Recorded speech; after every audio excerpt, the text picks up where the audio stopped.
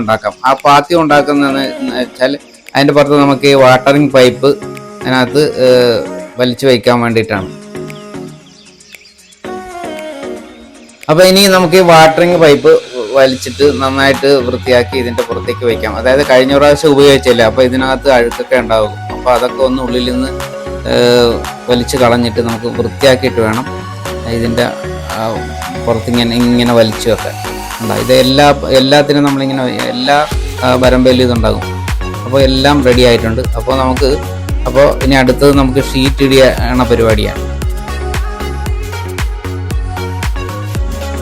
അപ്പോൾ ഇനി നമുക്ക് ഷീറ്റ് വലിച്ചിടാം. അതായത് നമ്മൾ ഇതിനു മുൻപ് 2 പ്രാവശ്യം ഉപയോഗിച്ച ഷീറ്റാണ് കേട്ടായത്.